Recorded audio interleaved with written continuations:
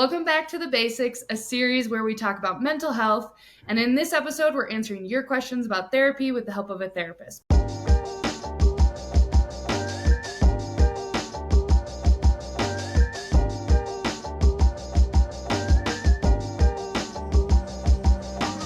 Before we get into the conversation, we want to introduce you to us, the people chatting today. I'm Kat. I lead the communications and marketing team here at TWLOHA and have been working here for almost 8 years. And you are? My name is Aaron, and I am a past employee and intern at Love on Her Arms, and I'm currently a mental health counselor. Should we just get it out in the open? You and I, we're married. We are the love of each other's lives, and we've both been working in the mental health space now for almost a decade. You more than me, and now you're a therapist. Yeah, and we've overlapped professionally plenty of times, so should be no problem for the two of us here. I know, I'm excited. Okay, so let's get into it. You're a therapist. What kind of therapy would you say that you specialize in? Yeah, so right now, and probably for the past year and a half, I've been split into pretty equal thirds. So I spend a lot of time focusing my attention and professional work on complex trauma. So that's repeated traumatic events, typically starting in childhood. And what I really like to help people do is rewrite some of those stories where they feel stuck in a trauma narrative or they feel stuck in a traumatic event in their life. And then I do the other third of my work is with couples. So I do a lot of work with people in relationship. Typically they come in saying they want to work on communications, but it's much deeper than that. And I use a specific form of therapy called EFT. So if anyone has ever heard of attachment styles, it's kind of how we form attachments. And then if we don't feel connected, how are we coping with the fact that we feel like we're missing in a form of attachment? And then my other third of work is adults coming in saying, hey, I'm kind of stuck. I don't really know what's going on. And more often than not, it relates to people's relationships or some form of trauma in their life. So really relationships and trauma are where I spend quite a bit of my time. And it's kind of what makes me really feel alive as a therapist. And I just reap the benefits of all your knowledge. What do you love about being a therapist? I really love sitting. So kind of the way that I am as a therapist, my brain thinks very clinically. So all the kind of deeper, complex stuff is constantly running through my mind as I'm working with people. But I love presenting in a way that's very human focused. So what is this person's story? How does it relate to how they're feeling right now in this moment? So I just love being in the room. I love when therapy kind of goes into this trajectory of just really being in a moment with a person and holding space for them, whether it be really chaotic and intense or whether it be that big moment of clarity they've been hoping for, kind of everything in between. But I do really well one-on-one or in small moments, intimate moments behind a closed door. I think that's where I thrive as a person. And so I love seeing people make progress. And I find it's an honor to be in those human moments with people. Okay. Now that we've set the stage, I'm going to rapid fire ask you questions that we got from our community, and we're going to have you answer them right here on the spot. You ready? Great. Let's do it. I love being on the spot. This is where I like to be. Me too. I prefer to riff than to have a script. Okay. So one of the questions we got is, we're going to just start real general. Okay. How do you know when it's time to start counseling? Yeah, that's a really good question. It's hard to say. There's not a one size fits all when it's time to start therapy. Generally though, if somebody is thinking that they would like to sit down and talk with somebody, I think that's really all you need. In terms of when you when therapy becomes a necessity is when you feel like whatever struggle you're having that you believe relates to your mental health, if it's affecting your work, your personal life, your sleep, your diet, your ability to have esteem for yourself, that's where it's like, okay, let's really do a green light on this and start looking. But generally there's no rules and people will come in all the time. They'll book the appointment. They'll look at my profile on the website. They'll think, okay, this guy seems nice enough. Let's try it out and see how it goes. And then they'll sit down and they'll say, I don't even know what I'm doing here. And but if you are in the room sitting down, that's enough. And we can work with that. And a good therapist is going to help mirror for you what they're experiencing talking with you and point it back to you to say, am I hearing this right? That in some ways this feels like an area of feeling stuck for you. But people can put a lot of pressure on when they should go to therapy and what it looks like. And when I work with couples and they come in, let's say they're about to get married or they have been together for a while and they don't feel like there's any huge disruption in their life. And they'll say, well, we don't know what we're doing here. And I always say, it's better to be here now with some Mm. pieces, but not really knowing, than to be at the place where you feel like you can no longer feel safe or healthy in the relationship. And I always say to people, I think therapy is something that everybody deserves to experience. It's not who deserves it and who doesn't, or who is capable of it or worthy of it. It's we all have these moments where we feel stuck, and we could benefit from a safe, neutral, kind person sitting across from you, helping you work through some things. I love it. So you and I have talked about this recently because I just started with a new therapist, Mm-hmm. and the intake was a lot for me. Like the intake experience was very before I went, during I went, after I went. What was it? Have you had a similar experience, or what do you like? What was your first time going to counseling like, and what do you Mm-hmm. kind of like in that intake from your perspective, like what's happening for you as a therapist? So both your personal experience and then also just from your perspective. Yeah, it's so important for therapists to experience the other side of the couch or the other side of the room. And I recently, so I am kind of learning about my own mental health diagnosis, something I've been working through it's called white knuckling. I've just been working through it in a way where I'm doing the best that I can without the full information and tools. So this year, I really kind of had to surrender to this idea that I need some help and that I Hmm. can't. I have all this information in my brain. I'm pretty good at funneling symptoms and figuring out what the diagnosis is. It's totally different when you're the vulnerable person on the other side. Yeah. And I totally went into this recent. I had an amazing therapist. He actually sees therapists. Like the majority of his caseload is working with people who are mental health professionals. And I went in like the day before I went in. I just thought, what am I doing? This is Mm. ridiculous. Between the clinicians I work with and chit chatting, one of my best friends is also a therapist. And I thought, what am I doing? Like, I should be able to figure this out. And then the therapist I work with is this really calm, really neutral person, really, really therapeutic. And it was raining that day, and he was 8 minutes late to our appointment. And I'm sitting in the waiting room. It was on his motorcycle, and it was raining outside. And I'm sitting in the waiting room, like, I should just get out of here. This is so.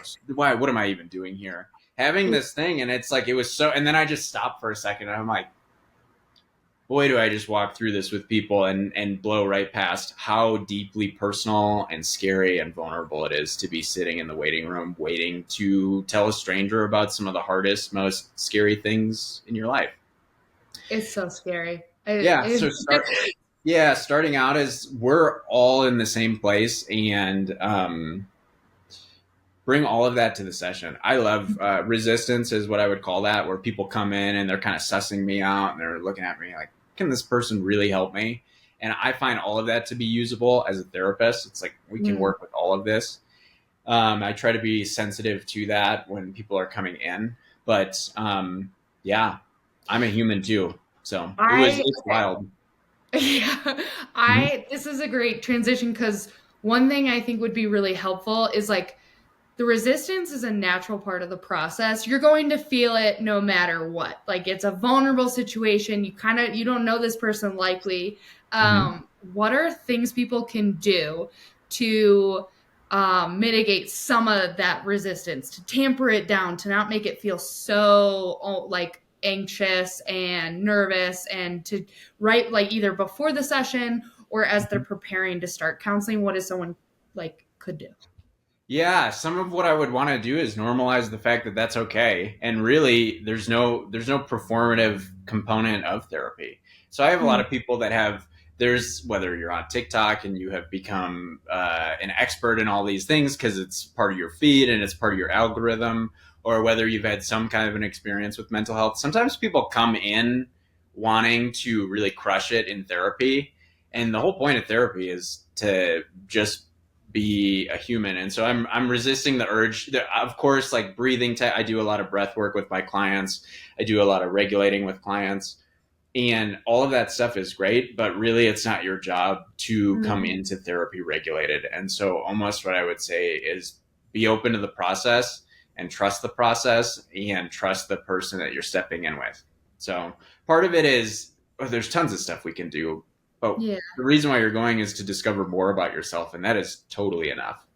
Yeah. Mm-hmm. That's yeah, encouraging me right now. For real. Okay, after a counseling session, what are some ways people can decompress or care for themselves? So, they've just done this, most people are trying to fit it in. What is one, either like a really small thing and then maybe more like the dreamier version? Yeah, like how can you leave a counseling session and feel regulated and kind of safe? Is that what Yeah, you're like asking? most people have to either wait 6 days before their next one or a few weeks. So, like in the in between or right after, just to decompress and care for themselves. Yeah, well, that's a really good question. And the biggest thing, if you feel safe and comfortable with your therapist, I would ask them, Mm, hey, I just recently had I'm going through some pretty heavy story history and storytelling and kind of making sense and making meaning of some really hard things with a client right now. And we had gotten to the last 10 minutes of a pretty heavy session. We've been 5 or 6 in a row, been really heavy. And they just looked at me in the last 10 minutes and said, sometimes when I'm sitting with you, I forget to breathe, and then I feel like I can't breathe. And mm, so it was like, great, let's use that. And then I walk them through a regulating breathwork exercise, and then we circle back to it every week now. Now that I have that information, that yeah. that's their somatic experience, that's what their body is telling them when we're doing this really hard work. Okay, let's do something about it. So some really simple breathing is always a good option. Um, Playing your favorite music in the car on your way home, Mm, and if you feel chaotic, put on some chaotic music. If you feel really tired and calm, put on some calm music. If you have a song that no matter what, for certain, it gives you that little feeling of peace that you're looking for, something familiar and safe, because sometimes seeking peace, it's like the goal is always to feel peace, but seeking peace is actually not peaceful at all. And so if you can give yourself a small little bit of peace, for some people, if your favorite coffee drink after therapy is good, sometimes drinking water is really good, ice cold water, and just experiencing what that feels like in your body. But don't rush off to the next thing. I always encourage my clients not to fit in a session, especially if we're doing hard work. Hey, maybe we switch it up. Hey, maybe you come in instead of doing virtual. Um, Giving therapy the time and space that it deserves is really important. And so, if you're leaving therapy and you feel extremely unregulated, let's look at what the next 2 hours after therapy look like while you're going through the big stuff. And so, I would say adjust what's going on in your life accordingly. The same way that if you go to a doctor, if you're going to physical therapy at the doctor, you're not going to go and exercise after that. It wouldn't be a good idea. And the same thing would be true for your heart and your brain after therapy. The funny thing, because I've done teletherapy a little bit before this recent experience, which is in person, and I specifically was like, I should do that because I had a really hard time with teletherapy making the space for counseling. Like, I would just slam it in between meetings, and it was just so rushed. I was so emotional, and then I'd have to go right into a work meeting, and it was like a lot. It felt like a lot. It felt too much. And so I learned from that experience. That was my personal experience. But what's funny that you brought up is I've been listening on the way to counseling and on the way home, the used. Yeah. Tapping into that early to write love on our arms experience, sounds like. Just That's good. Yeah. And belting out the uh, used. yeah. And actually, something, we're a married couple. We have a lot of intersections in our lives. And I'll just say that as a therapist that works in complex trauma, I'm going to speak from that perspective because I think that that's just as important and people can learn in their own therapeutic experience. But I am capable of doing 7, 8 sessions in a row, and like I will go leave with one client and then the other client will be sitting in the waiting room, and it throws them off that I am able to just do that transition, and they'll be, do you need a minute? That feels quick. And it's funny, and I can be in that I call it like I just my therapist brain is working right now and I'm there. But what I learned is we have a 4-year-old and he's amazing and he's Yeah. very chatty after school. And so Yes. I used to have a long commute to go pick him up after work, so I'm rushing to get him, and then he's telling me every detail about his day, and it's amazing. But it's difficult. It's difficult to hold space, and it's difficult for me to go from being that therapist with that very specific clinical brain to a dad talking about really important, silly things with my son. And so in the last year, I bought an electric bike, and it's a 20-minute commute on a bike on a nature trail in Colorado Springs. So I get mountain views, lots of green trees, very little people depending on the time of day. And what I've discovered for myself is having that on ramp and off ramp to that really important work that I do, and then the really important role of being a good husband and a father. That's been something for me that I've realized is necessary a lot of the Mm. time.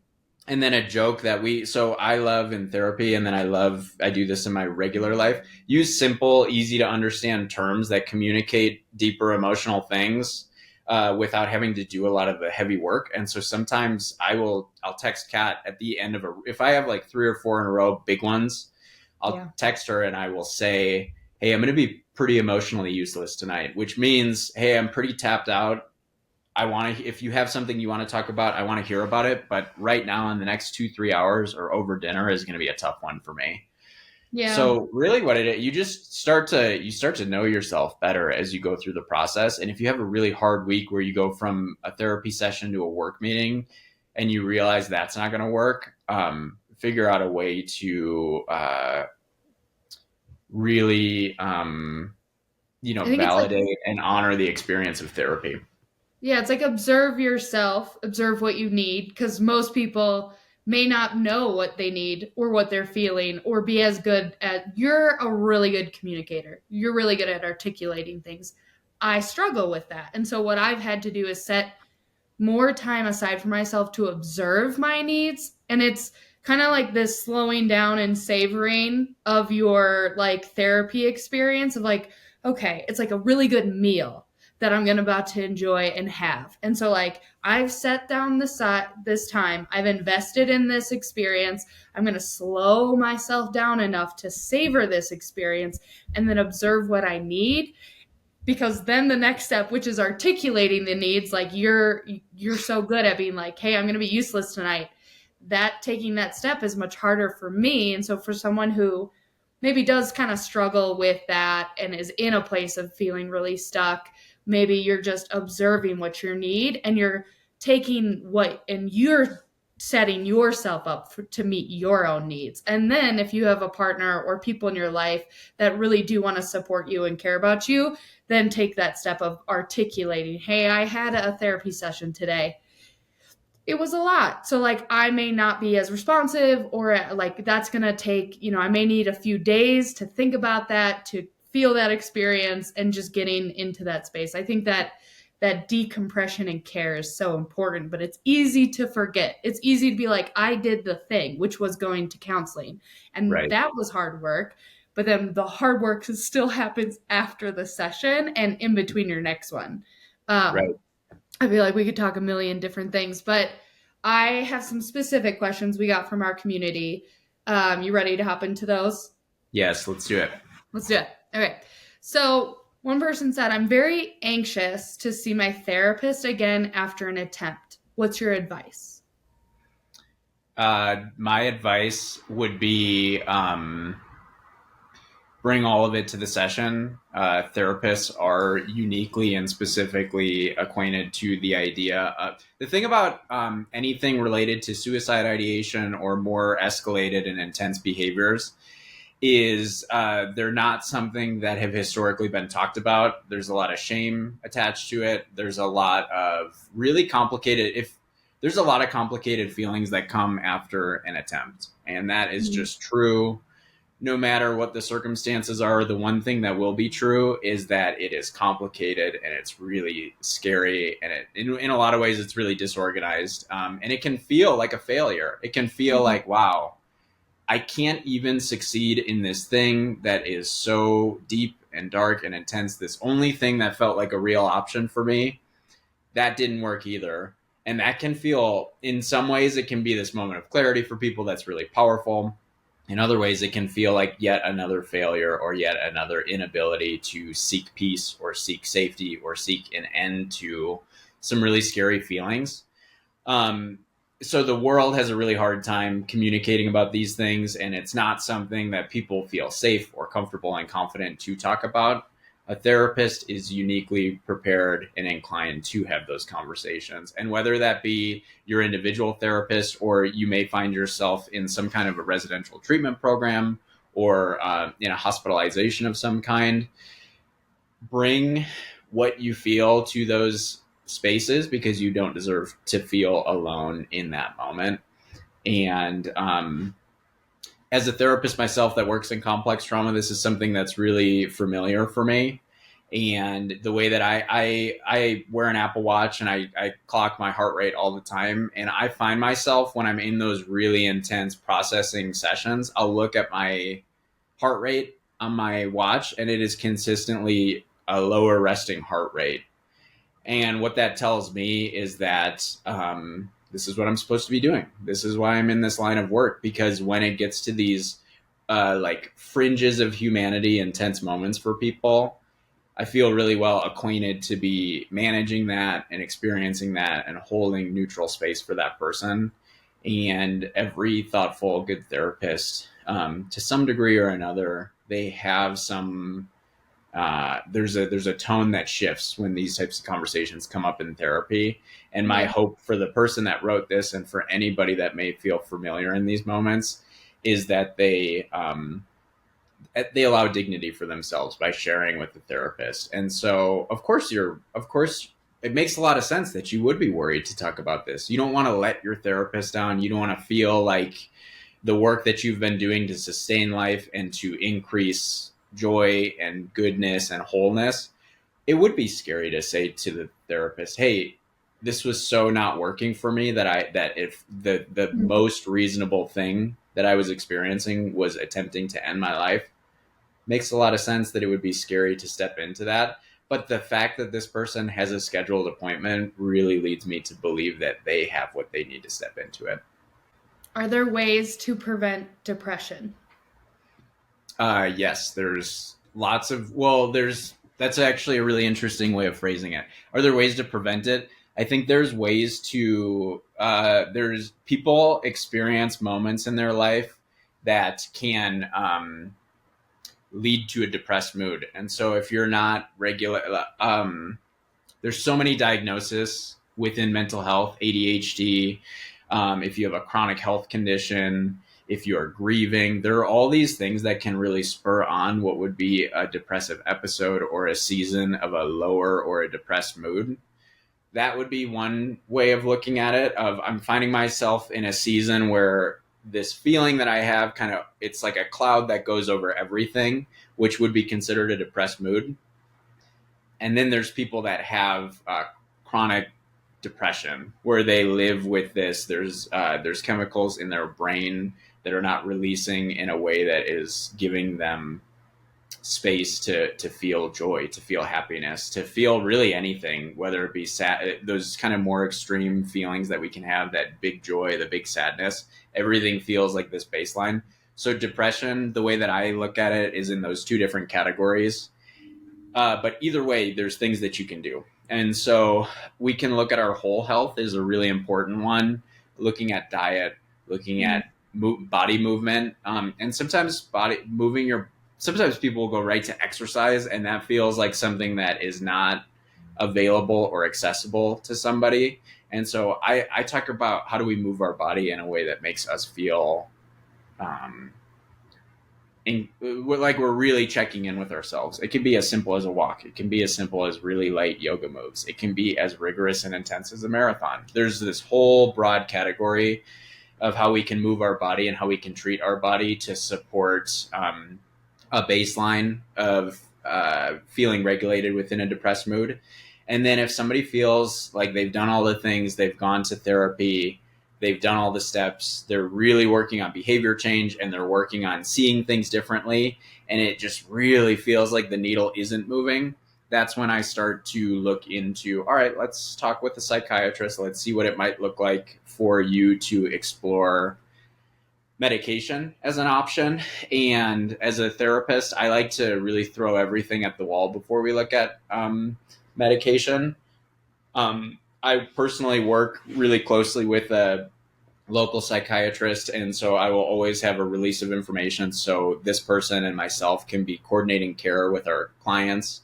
And I find it to be the best when a therapist, the way that psychiatry works is they're the big moments, kind of once a month or a couple times a quarter, checking in, and then the work with a therapist is riding the waves of week to week on a new medication. And so my job is to help someone find a good clinician that can help them with psychiatric medication, and then we check in weekly on what is this experience really like for you. Are you feeling any of the side effects? Where are you feeling a movement in one way or another? So I look at depression in two specific categories, and so I try to bring. I've said this before, but you funnel symptoms to create a diagnosis and then create a treatment plan around it. And so I really want to. People will just say depression, and it's like this all-encompassing thing. There's a lot of nuance to discover. Where is this depressed mood? Where do you really feel the source of it is? And sometimes someone who is coping, a way that I've seen it in my clinical practice is someone who has never been diagnosed with ADHD and they're struggling with the intense symptoms of really focusing on regulating with ADHD. If they're not doing that in a way that feels effective and progressive for them, it can result in a depressed mood. And then so I just, that would be one example of how depression is this kind of, people throw that phrase. I mean, people throw a lot of diagnosis phrases around a lot.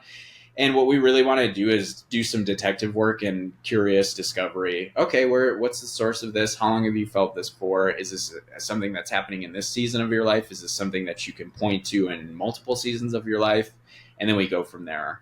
But long answer to the question, there's a lot that you can do with your whole health, and then there's a lot you can do within therapy, and then there's a lot you can do within psychiatry to support someone who may be feeling a depressed mood.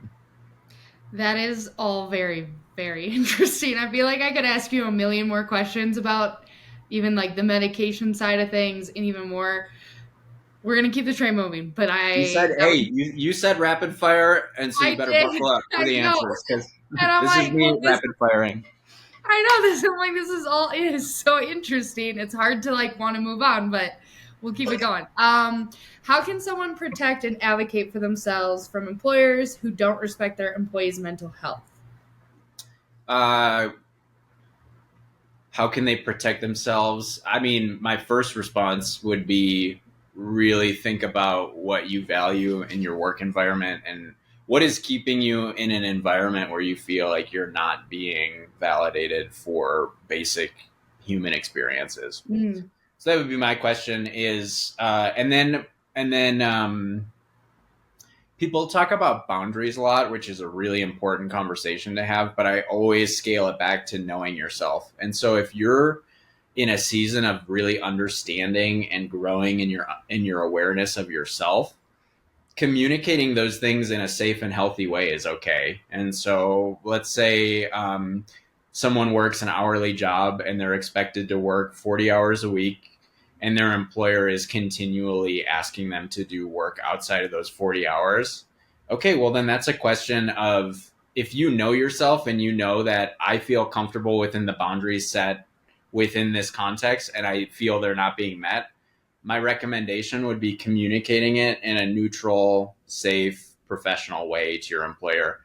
Hey, I've been noticing in myself that this is the expectation at work. And I've been noticing that I'm actually being asked to do things that live outside of the expectations at work.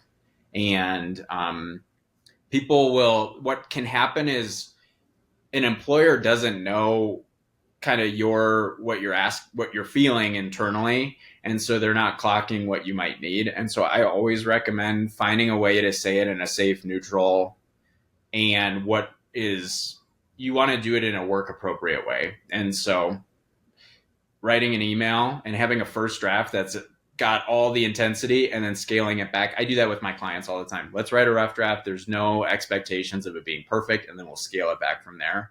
That's what I would recommend to someone. If they feel like their basic mental health needs aren't being met and it's inappropriate in a workplace context, okay, how can I communicate this in a way where I feel like my point is going to get across and that I know myself enough to communicate it that way?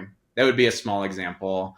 But if it's like across the board, there's a lot of negative and intense and unhealthy things going on, I would ask, okay, well, what is keeping me here in this really unsafe, unhealthy environment for me? I like practicing it, saying it, even if it's just like an empty room, saying it out loud Right. before, or like getting out all the emotions first, and then I feel like I can be much more calm in the scenarios where you're setting boundaries. Mm-hmm. Um, so Yeah. I like that. Okay, so what's your advice? This is a self-harm focused one. So what's your advice on building self-confidence or acceptance as it relates to self-harm scars? So like if they have to wear a t-shirt or different things like that. Yeah. Building self confidence in related to that. I think that's a really good question. And there's a component of some, really the way that we all carry a lot of emotional wounds and emotional scars. And self injury is a physical expression of an emotional wound or an emotional scar. And so I think just holding Mm, space for the fact that your unique struggle is a little bit more maybe visible. I think that just holding space for that being true is significant and important. And I would really recommend, this deserves sitting down with a therapist and talking about, hey, I'm really struggling.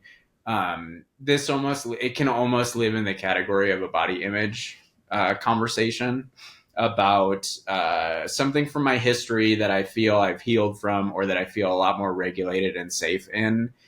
There's a consistent and pervasive and constant reminder of that.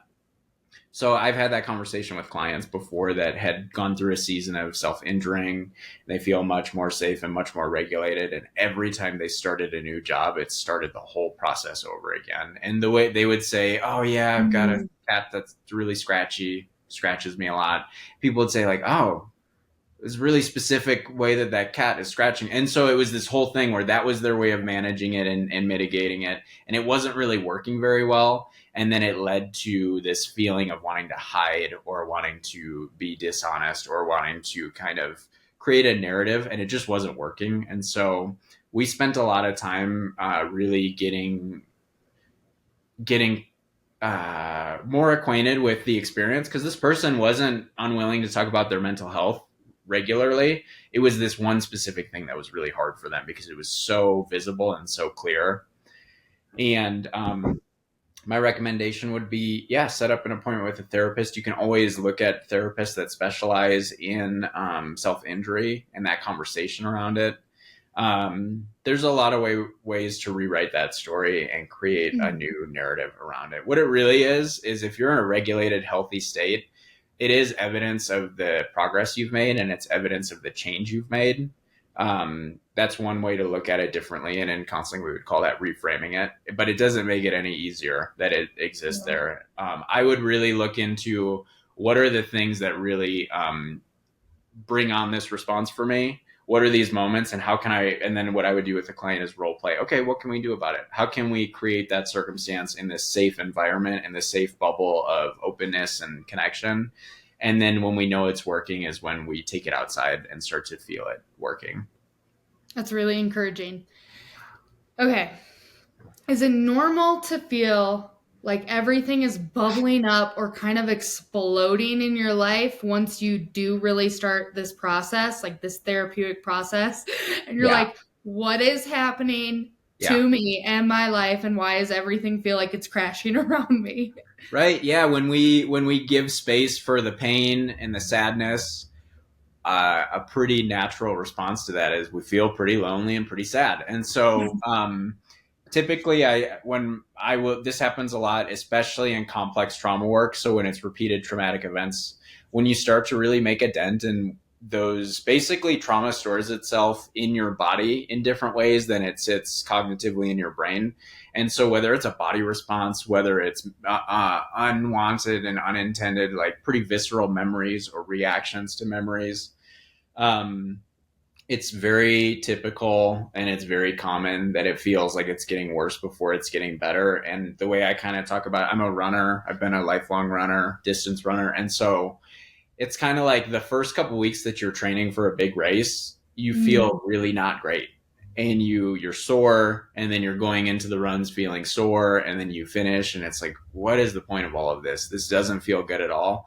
And really, our brains can't tell the difference between good change and bad change until we're pretty well into the change process. And so I encourage people to trust the process. And if it is causing you to feel something, there's a pretty good chance that that means that you're really making progress. And I would honor that progress by allowing space for it. And then if you feel like it's so overwhelming, you don't know what to do, talk to your therapist about it. Say, what can I do? I just feel so bad after I leave sessions, or I feel so intense. I feel put out for 3 days after this. And then that's when we start to build some regulation tools.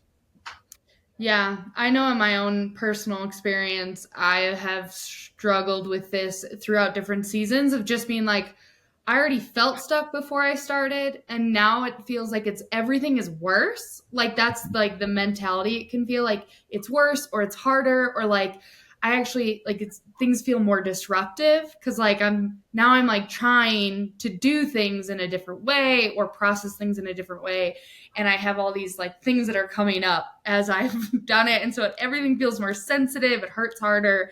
It's Yeah. like it's gritty. It feels very gritty. It feels very Mm-hmm. um I would probably describe it. I feel more emotional about things than I would have previously when I wasn't like in a therapeutic season.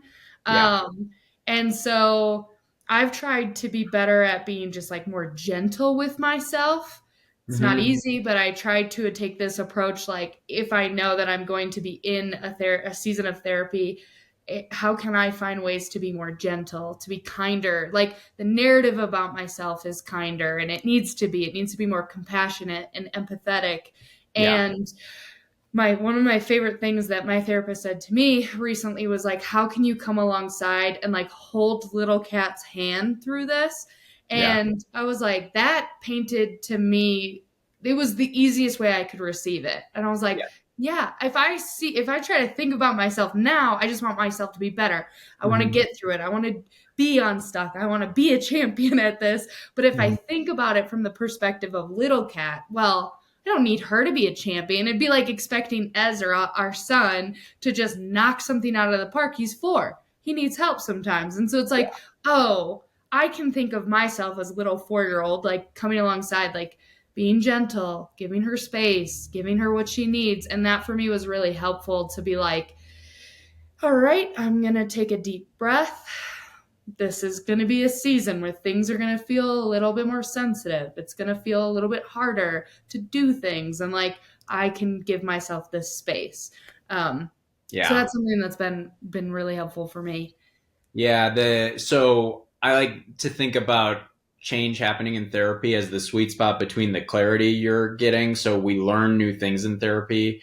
We start to put a name or an Mm, idea or a pattern to things that we feel stuck in. That's the clarity piece where it's like, wow, I'm understanding this in a way that I had not prior. The clarity is really important.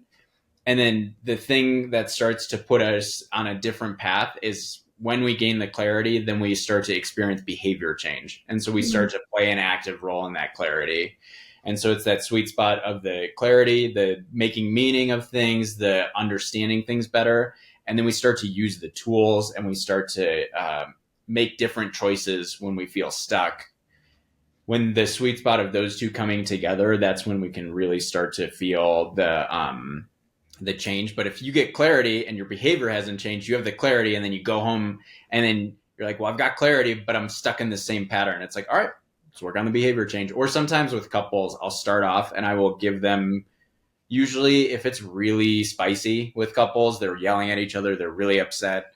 I let it all in the room as long as it's safe. And then, really, if they're in a really escalated place, immediately we start with behavior change tools.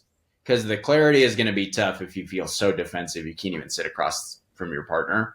Right. So I like to, it can go either way. You could start with behavior change, you can start with clarity, but when they come together, that's what we're looking for. That's when people start to really experience change, from my perception as a therapist. That's super cool. Um, okay, we have some last questions. These are kind of more like counseling woes. They're Yeah. like, first Love one a good is, counseling well. yeah, it's a good Here. counseling woe. Your woes of counseling. My current counselor isn't a good fit. How can I communicate that? AKA, what do I say? And then what kind of moves do I need to make? Yeah, you're not entitled to say anything if you don't want to. And so there's a component to this where if it feels important to you to talk about it with your therapist, definitely do it.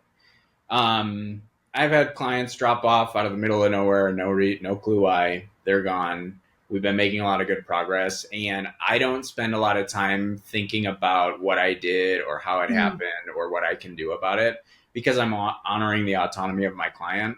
I did recently this week, making good progress with the client, feeling really excited about our progress, thinking about what to do outside a session, and I got like a pretty nice businessy email saying, I would like to, stop care at this time. Thank you for your help. And I just said, great. Let me know if you need anything. If you want a referral, let me know. A good therapist and an acquainted therapist, an integrated therapist, they're going to say, well, I want you to get the help you need. So if you do come yeah. in, they're going to want to give you a referral. I've done that before where, pretty quick I can tell, hey, the way that I work as a therapist, it might actually prohibit progress. That doesn't mean I'm a bad therapist. That doesn't mean my client is resisting progress. It means that therapists are people too, and it's not always going to be a perfect fit. And the other thing too is, so you're talking about, this person is talking about being in a therapeutic dynamic and feeling like it's not working. Right. The one thing I would encourage is when you start with a therapist, you can always ask to do what's called a consultation. It's free. It's usually like 30 minutes, but most therapists just do a whole hour anyways. And you can go in and you can sit down with someone and you can see if it's a good fit. And so if you're starting out with someone new, it's always okay to ask for a consultation, usually on a therapist website. If it says free consultation, that's what they're saying. They're saying you can come in and sit down with me and see if I feel like a person that can help you. And one of my favorite consultations, it was with a younger adult, and they just looked right at me and they go, how do you help people? And I just thought that that was awesome. And I'm like, that's a Yeah. great question. I'm so glad, like, because if you're paying for an intake and you're starting with someone, there's kind of this feeling of I need to say how I feel. I need to get this all out. I need to tell my story. We need to start moving. But if Yeah. you know that it's not coming at a cost to you to be there, it's really like an interview process to make sure that this Yeah. person feels safe and healthy. But yeah, for this person, if it's meaningful to you to have a closeout with this therapist and talk about it with them, I would say do it. There isn't, it's not, it's okay if you want to send a short email. It's okay if you want to say, hey, I'm not going to come in this week. It's kind of up to you. It's really up to what you feel you need, but it's not your job to manage the feelings, experience, Yeah. uh, the whatever you're perceiving for the therapist perspective. That's not what we're here for. That is not your job, and it's not really something you should be all too worried about. If it's important to you and you want to have that closeout, you should definitely do it. If it feels really intense or challenging, or you feel like you've tried to be vulnerable and for some reason it was blocked in the therapeutic dynamic, you don't really owe a therapist anything. I wouldn't worry too much about it. It It's happens a all the time, 50-50, where it's like I never hear from them again, or we have this big beautiful closeout where we recap everything. It just kind of depends.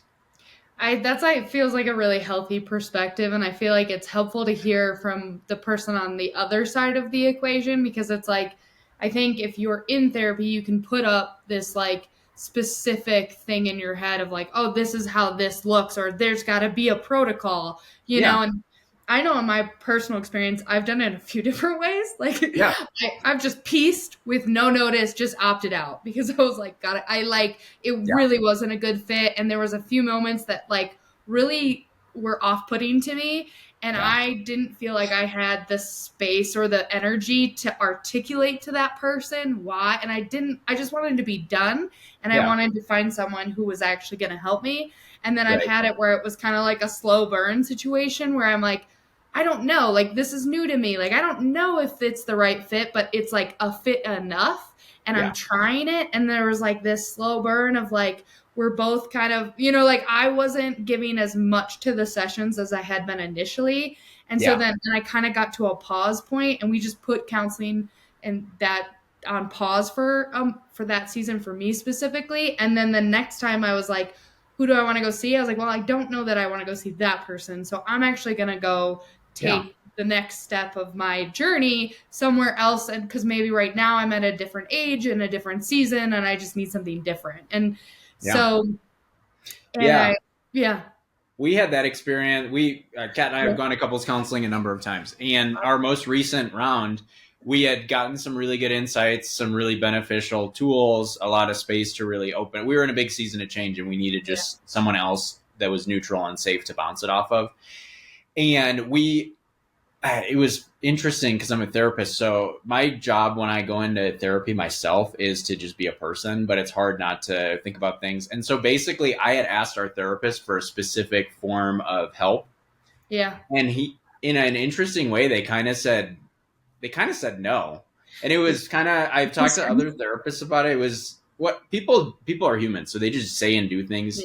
They may have misperceived what I was asking for, whatever. They basically said you should go do that individually because you can't do that here, but it's a pretty common thing to do in couples counseling. And that was kind of just a natural, like, okay. And then we just didn't go back. We didn't schedule, we hadn't had another appointment scheduled. And that was a pretty natural, no need. And I've actually heard from that person since and it's fine. And it's just not the way it's not, there is a therapeutic relationship, but it doesn't function like a relationship Right. mutual one. And so if you don't feel comfortable, the one thing I would say is don't just no show because they might bill you for it. And so just say, hey, I don't want to schedule for next time. Or hey, I think that it's time for me to pause, or I think I might be needing someone else for the next steps Hmm. in this. Sometimes you do ask for something from a therapist and they say, hey, I don't specialize in that. Or hey, you might want to work with someone that's a little bit more acquainted to that. And that I have things that I don't specialize in, or that I would say I'm actually not the strongest therapist at the practice I work at. So that happens for me too. There's so Yeah. many ways of ending therapy. I would just say don't trip yourself up too much that you have to do something in a very specific way. That is not your job as a client. Well, and I think that's the big call out, right? Like, this doesn't function. Your therapeutic relationship does not function like a normal relationship. It's not like you have to break up with your counselor. Right. It's not like I have to say goodbye to a friend who's like, now they're treating me wrong, or like, it's not that kind of relationship. It's like a business almost, if you can think of it as like a service. Yeah. Like, this is a service, and I am Right. just opting out of the service now. Yeah. It's like, I do think Exactly. that helps. Yeah, think about it with a dentist. It's like Yeah. just it's a healthcare professional, and so there's a component to that. But because therapy is so personal, and because there's a Yeah. relational dynamic to it, totally makes sense to feel that way. It's not your responsibility, though. Yeah. That's a good encouragement. Okay, last question that I have, which kind of is a good transition, is when do you know it's time to stop therapy? Yeah, that's a great question. There's no one way to do it. Sometimes the client leads that process, and sometimes the therapist leads that process. So, when you know that, okay, so I work in complex trauma. So when I'm working with someone, they come in with a stated goal, and my job is to help them complete that stated goal. Same with couples counseling. And, sometimes there's like a huge thing that we haven't addressed that is very clearly affecting this person, but they haven't said that that's my stated goal. Mm, And they may not be ready. They may not be interested. They may not have the tools yet to cope with what it's going to take to really address that thing. And so it should never, ever, ever be a mystery to somebody what a therapist's goals are in treatment or what they're doing or how the process is working. And so if you feel like you came in because you need to get out of your job, but you haven't found the tools or the confidence to do that, and you've been working in a new job, you've transitioned out of that job and you're working in a new job, and you have plenty of relationship challenges, you have plenty of family dynamics. If your goal is to go in and get that new job and you feel safely stable in the new job, it's up to you and your therapist to decide, hey, do we switch to a new goal because this one's completed, or it was this enough for me? And I've Yeah. had plenty, and really the average amount of time that a client is in therapy is 7, 8 sessions. And so it's pretty normal for people to, it's pretty common for people to feel like they got what they needed and then feel like they're going to either drop off or take a break. And so if you ever feel like, oh, I feel good, I feel safe, I Yeah. feel regulated, a therapist is always going to kind of be open and be neutral and ask good leading questions. Yeah. um Sometimes the therapist said, hey, we're doing really good, I think that we're in a really good spot for you to pause or us to drop down in frequency. And then for a person, I've had people where it's like we're right in the middle of something, but they said, hey, you really helped me with this and I feel good right now. And then I always just say, hey, there's plenty of other areas we can go if you need that, but your stated goal is accomplished, or you feel like you're well enough through it that you feel good. I'm not here to trap people in therapy and force them to do things they Yeah. don't want to do. And so Yeah. sometimes there I would just say, like, what did you go in for? How do you feel it's going? And do you feel like you're in a good place to break? And going, Kat and I, and our individual and relationship dynamics have had seasons in therapy and seasons out of therapy. Yeah. So you can go when you need to, and you can also pause and see how you're feeling. And I've had people too. I had a client recently that I had been working with weekly for maybe 2 years. And then I hadn't heard from them in 6 months. And then they said, hey, I thought I was good. I thought I had the tools I needed, but I actually need some support. And then we had a one-off session. I haven't heard from them again in another 3 months. And that's totally Yeah. fine. Yeah, I think, and I brought this up in a previous episode, but I think initially, because I was so unfamiliar with counseling in general when I first kind of started, there's this talk sometimes of like graduating counseling, Mm-hmm. like not, and I'm not saying that therapists use that, but there's like this, I'm ending it, so like I got to be good. Like the Mm-hmm. rest of whatever I'm doing has to be good from here on out because I'm ending it. I'm graduating, Yeah. and I think initially when I was younger, I used to wrestle with like, well, what if I need it more? Like, was that a not real graduation? Was that like, did Yeah. I actually like heal enough? Like, there's this feeling of having to cap it and having to put something where it's like so finalized. And I think what I learned in my journey was like, it's really nice to have to lean into counseling during different seasons. And you may not always need it. And sometimes a pause is really, really healthy. And then Yes. when you revisit the next time, you're actually in a season that is you're more available to dig deeper. Like you Yeah. can't get through it all, especially if you've experienced trauma or something more extensive. Like you can't get through it all in one go. And Right. so I felt it was really empowering to know that pausing was actually a really appropriate step.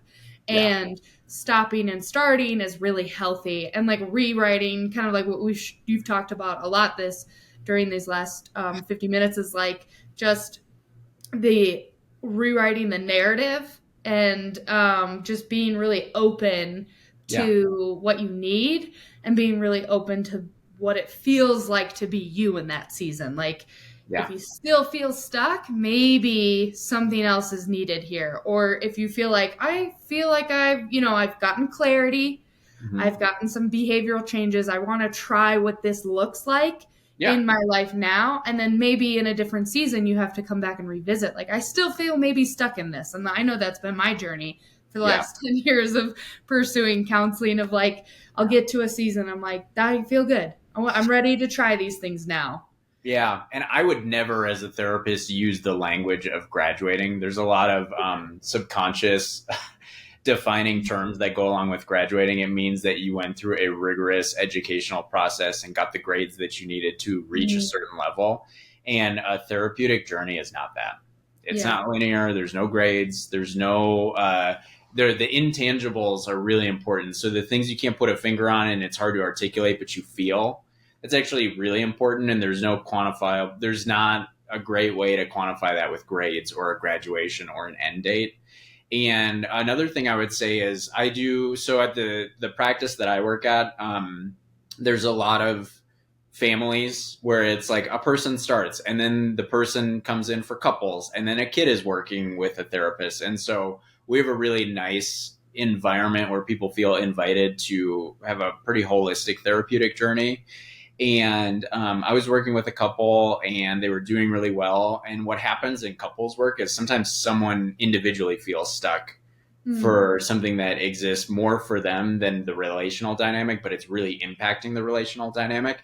And I had a couple I was working with, for about a year, and we were making big progress, but something was not moving. And so the conversation about, hey, maybe doing some individual work might be really helpful.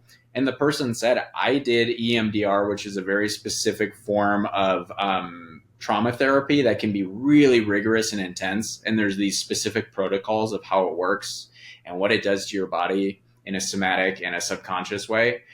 And they said, I get that I need to do this and I am not ready. Great. I'm Mhm. so good. And that's a moment for them to show autonomy and empowerment and articulate their vulnerable individual experience. And I love that in the room. So yeah, there's times to be in therapy and there's times to go out and really take what you've learned and try it. Yeah. And you can always reach out and talk to. I had a person that I had a one off with where they thought that they were coming in for restarting therapy, and it ended with, it sounds like you just needed someone to talk to, and I'm here if you need me, but you're doing really good. So call Yeah. me next week if you need me. Call me in 6 months if you need me. I'll be here. If you need the support of therapy, I'll be here, is what I'm meaning to say. Yeah. Mm-hmm. Before we sign off, do you have any questions for me? Any Yeah, I fun? wanted to flip the script on you. What I think is cool. So I have this unique experience where I worked at Tourette Love on Her Arms. I was an intern quite a while back, and then I was employed as a full-time employee for a period of time. And then I've gone off and done this. And so I just think I really like talking about the dynamic of working in I work in the micro, I work one-on-one with people. I create change. The way that I see change is in individualized, very vulnerable experiences. And then what I see Tourette Love as the macro, like speaking these really meaningful, important messages across many platforms for people to start their therapeutic process. And I thought there would be a couple fun questions to flip the script on you because we're in a relationship and that's kind of funny. Yeah. So I guess my one thing I'm curious about is, what do you think is one of the benefits of being married to a therapist, and what do you think is like a something that really bothers you about it? Like, what's the best part and what's a hard part? I'm curious. I think that would be interesting for people because there's therapists, but then there's also helping. There's a lot of people that live in Right. helping professions. So I think that that'd be a Right. curious thing to ask. And a lot of I would say, our community, people in our community are in helping professions. Right. For me, the best thing is, I think, and this is probably my favorite thing of our relationship. So this kind of was a part of it even before you were a therapist and educated in this, was the space that you give.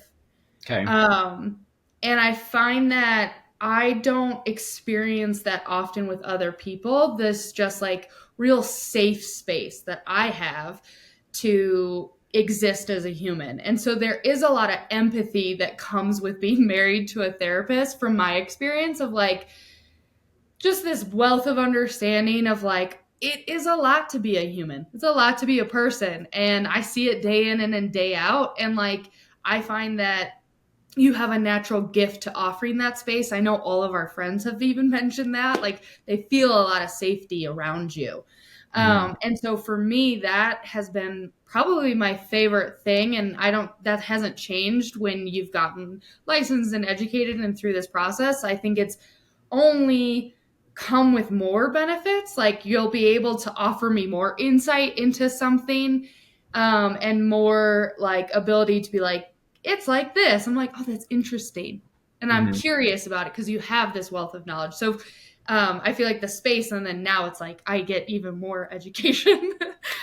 Is my favorite thing. Like this entire conversation, like I would have a million more questions for you because I find it all interesting because I do work in this space and care about people. And so for me, that's my favorite. I think the worst thing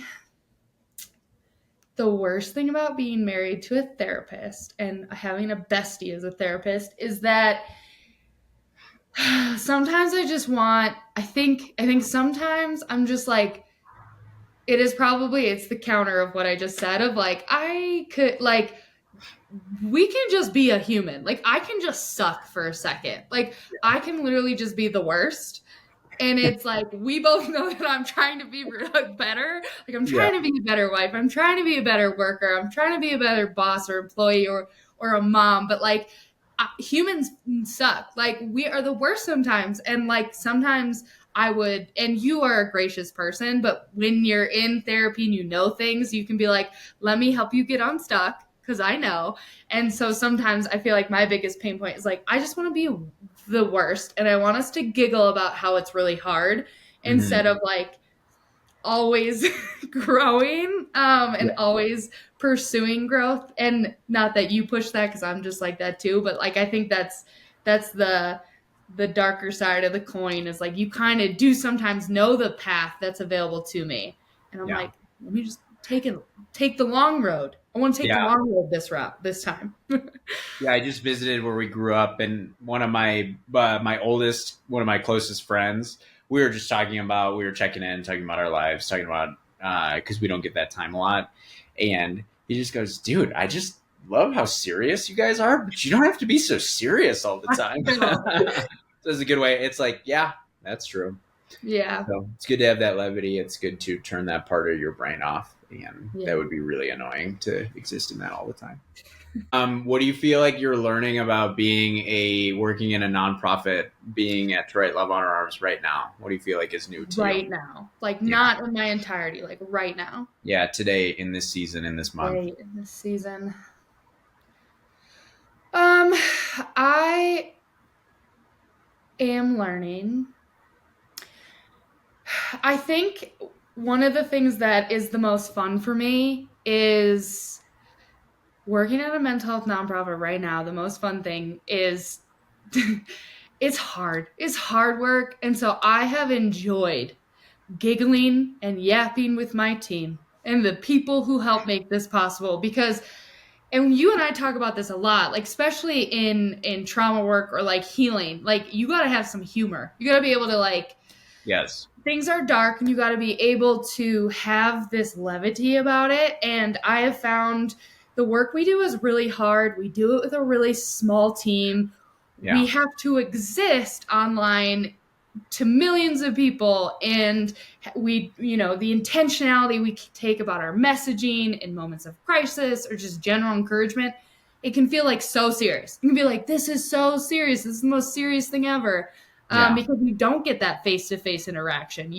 There's a lot of pressure. I feel like there's a lot of pressure to do it right, Yeah. and you can get into this imposter syndrome situation real quick. And so for me, I really enjoyed leaning on my team Hmm. and laughing and giggling and just being like, it is hard, but we can do this. Like, we are humans ourselves. And so it's like, what do we need to hear? It's Yeah. always leaning back on the like, what do I actually need to hear? Like Mhm. what is something I really need right now? And like I'm sure a bunch of people could relate to that. And so it's kind of like and I can only get to that balanced place because I got a team I can lean on and be like, did you see this? Or like, have you like, isn't this wild? Like, and I think for me, I've learned a lot because I wouldn't say that that's my skill set. Or let me rewrite that. I have not had a lot of practice leaning on people. And so I'm finding doing that now, and it's really, really helping. And I Yeah. think a lot of people in this space and nonprofits, or if you're in as a helper profession or Hmm. in the mental health space, like it can be really heavy. And leaning on people is very valuable. Yeah, we find that in the people that work in complex trauma, we have all these sound machines, and it's very like We do. somatic experience, quiet, calm. But there's like a lot of yelling that comes from our offices, and a lot of howling with laughter that comes from our offices. So Mm. you don't want to share a wall with a trauma specialist because the being on those fringy humanity moments, there has to be levity. Yeah. Like there's a level of absurdity to some things that are worth pointing out and sharing and experiencing joy in.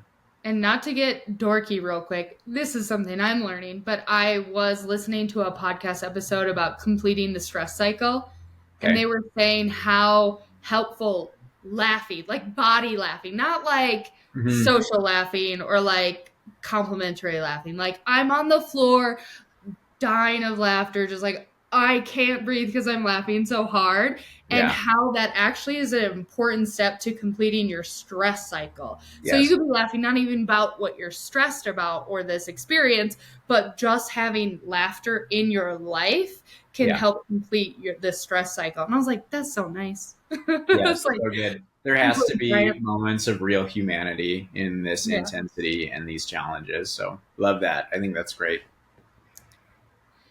Anything else? Will you have me? I think that's that. I'm trying to think of no, I think that's good. I'm trying to think of a funny joke about interviewing your spouse, but I feel I mean, like it's it hilarious. went pretty well. I'm actually I'm surprised at how serious we took this whole thing. Right. We didn't even like make any jokes about ourselves. Yeah. But So good. Okay. Well, good. I hope that these answers were helpful. You should, anything that if you experience watching this, like, oh, that was a lot less intense than I had thought that answer might be. If you're not experiencing that in your therapeutic dynamic, bring some levity and jokes into the session and see how the therapist does because it's a part of the process. And just kind of a theme that emerged in some of these questions is the role that you play is to be yourself and to seek change. It's not to hold space for anybody else but yourself in those therapeutic rooms. I love it. That's great encouragement, and I am your biggest fan, both in your profession as well as in your life. So as we end this, I do hope this was encouraging. I feel like it will be. There was a lot of great stuff in here. It does. I feel like just as participating, I feel like I was able to take deep breaths a lot and be like, oh, it isn't as heavy or as intense. And so I do hope people can feel that way. And if you have any more questions you'd like to see us answer, you can drop them in the comment section. We will be back soon with another episode. Don't forget to subscribe, like, leave a comment, and turn on that notification bell to be notified every time we post a video. And as always, you do not have to do any of this alone. You can find resources by going to TWLOHA.com/find-help. You are not weak for needing help, and we are so glad you are here.